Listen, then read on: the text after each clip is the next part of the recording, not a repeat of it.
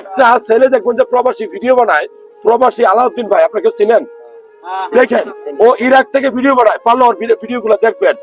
ওর video গুলাতে প্রত্যেকটা ভিডিওতে মেসেজ আছে, এত চমৎকার। কার জন্য এই টাকা পয়সা কামাইতেছেন, কার জন্য লাভে সুদে টাকা লাগাইয়া এই দালান কোটা কইরা দিয়া যাইতেছেন। আপনি মরার পর আপনার সেই সন্তানরা ওই লাশটা দাফন করার সময় নাই, যারা আপনি দুনিয়াদারি কইরা দিয়া যাইবে, আপনি মারা গেলে 2 দিন পর আপনার সেই সন্তানরা ওই আপনাকে ভুলে যাবে। আমি যখন উমরা করতে গেলাম তখন আমি দু একটা ভিডিও ছাড়ছিলাম মানুষকে দেখানোর জন্য, শেখার জন্য, ইসলামের নিদর্শন চিনার জন্য।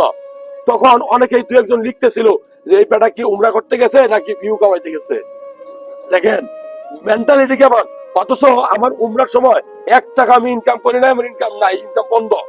তাহলে যারা আচ্ছা এখন ওই সময় যারা বলছে যে আমরা ভিউ কামাইতে গেছি বা ব্যবসা করতে গেছি, এটা কি ভালো কাজ? ভালো কথা হলো ওই সময় এই প্রবাসী ভাই আলাউদ্দিন, হ্যাঁ ওর আমি সালাম এবং স্যালুট জানাই, ও একটা ভিডিও বানাইছিল যে মানুষ আমার কাছে কিভাবে আসতেছিল। এই ডাক্তার সাহেবের তো আপনারা সবাই চিনেন, উনি খুব ভালো মনের মানুষ। সৌদি আরব গেছে ওমরায় ওয়াজ করার জন্য, ওনাকে দেখে হাজার হাজার বাংলাদেশি প্রবাসী ভাইয়েরা ওনার সাথে দেখা করতেছে, ওনার জন্য খাবার দাবার বাসা থেকে পাক কইরা ভালোবাসা নিয়ে আইতেছে। এটাই ভাই সম্মান।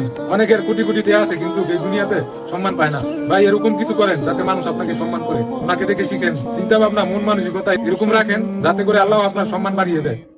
শুনেন, আপনি যা করবেন তা তা একদিন না একদিন প্রচার হবেই।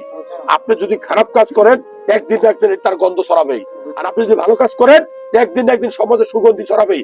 আমি বিশ্বাস করি আমি যদি বাকি জীবন প্রবাসী ভাইদের কিনে কাজ করে যাই তাহলে একদিন ঠিকই আমি তাদের মনের জায়গায় দেখা করবো।